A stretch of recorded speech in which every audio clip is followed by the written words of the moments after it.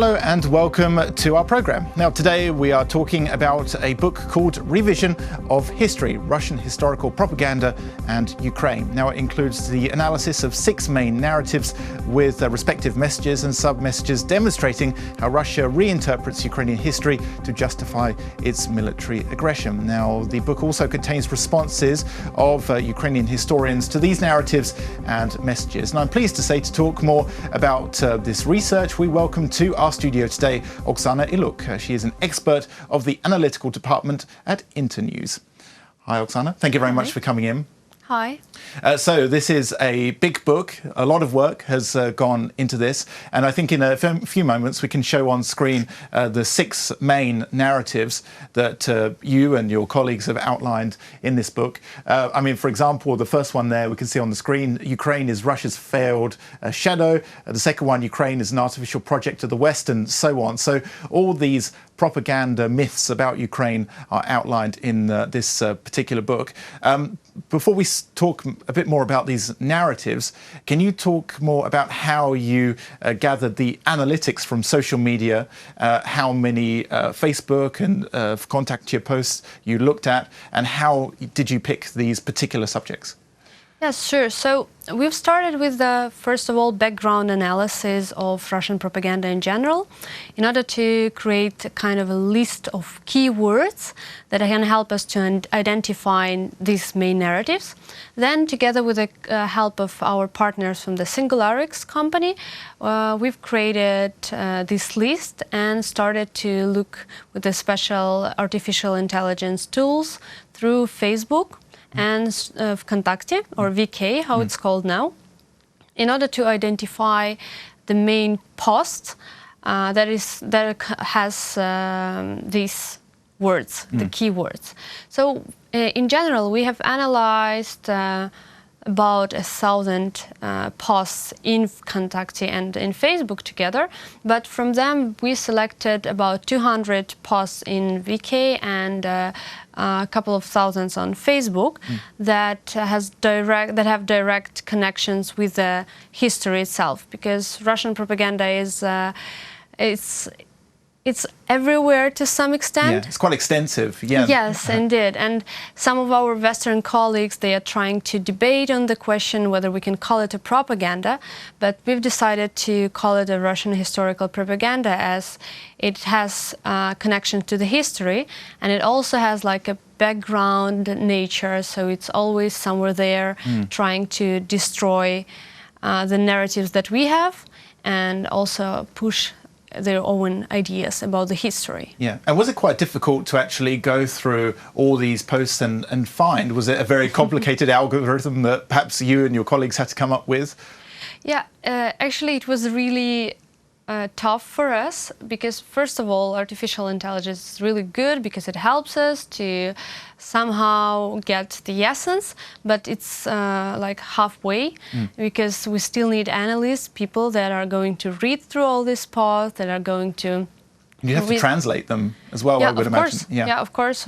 And what's most interesting, that sometimes you have a post that has just like mentioning about like the key narrative or message or sub-message of Russian historical propaganda, and then you go to the primary source of this and you read some like dissertation of Russian so-called historians where they explain, for example, that Kiev Rus was on the whole planet or something like that, and they have the whole papers on that, and you have to read through all of that in order to understand how they actually see these Russian narratives. Yeah, well, it's quite interesting how they spread as well. I mean, I would imagine that during the research there were main sources of information. Often television in Russia is seen as the most influential, but probably online as well.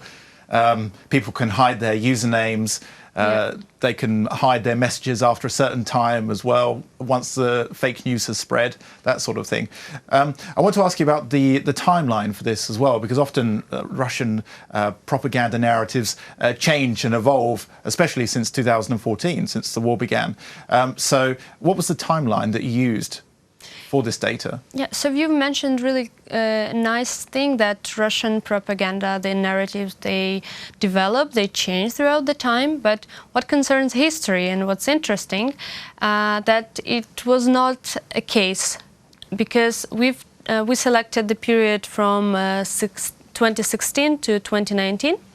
So we had a period over 3 years. And what we have discovered is that there are like main narratives that we have outlined in our book, and you can see the differences in terms of small details, how they are delivered to the public, but the main idea is the same. So we were really happy as analysts when we realized that we identified, those mother narratives that are like building blocks of Russian historical propaganda, because sub-narratives are different, but narratives are mainly well, they all same. stem from these main narratives anyway. Yeah. And I think it's great that you had a team of Ukrainian historians. It wasn't just one, it was 5 or 6, I believe, 6. Who got involved. So how did this work as well? They just looked through the narratives and then they did their research and countered these fake claims from the Russian side? So first of all, we didn't want to, do some debunking or just disproving or proving fakes. We just wanted to show that, first of all, we have this and this information, how Russian propaganda tries to rewrite the history. And when we showed our part of analysis to the historians, so first of all to the Ligbas team of 5 historians, they've looked through that and they've divided these narratives between themselves in terms of academic interests and specialization. So they started working on that and just explaining with main facts, general facts that are known to all historians, because the history is very debateful itself. Well, that's the thing. The history is very complex, and that's why it can be manipulated. Yes, that's true. But the thing is that it can be manipulated in general, but when you speak by facts and when you give these facts, every average citizen can make his or her own conclusion. And that's what happens in the book. That's why we took like one team of historians. They were doing like precise work by analyzing these exact narratives in history and just trying to explain it very simply. But from the other side, we had Yaroslav Hrycak, who is a famous Ukrainian historian, and he gave like more general overview, like more general intro to these narratives, why Russia tries to manipulate this way and how it can be seen differently. And in the end, we got responses from 2 different team of historians, but they were speaking the same messages. The language was a bit different, but the essence was the same. That again proved to us that there are no like 10, 15 versions of one history. There is one adequate understanding of how events happened. Yeah. So the book that you have actually there now is almost like a history book. I've read through it, and it's actually interesting reading to go through all these particular narratives. But often the main question is, even though you have all this information and you've clarified Ukrainian history and to a certain extent debunked, or you're working to correct the Russian propaganda side, what do you do with this information? Because it's very easy online now to spread disinformation on the Russian side. So what do you plan to do with this information now? Yeah, so first of all, when I've started doing this project, I was always thinking like, okay, history is something boring. Okay, what can we do with this? Because we want to, first of all, spread it to the public, to average citizens, for them to understand how Russian historical propaganda actually works and how it influenced their everyday life. So we've decided to do this book. It's written in a very simple manner. But then, of course, we have an online social media campaign that has main questions outlined. For example, like, is Crimea Russian? And we give like very short answer that, for example, the Crimea was Russian only for 5% of its history. And we give like very short messages in order to remember them and understand them.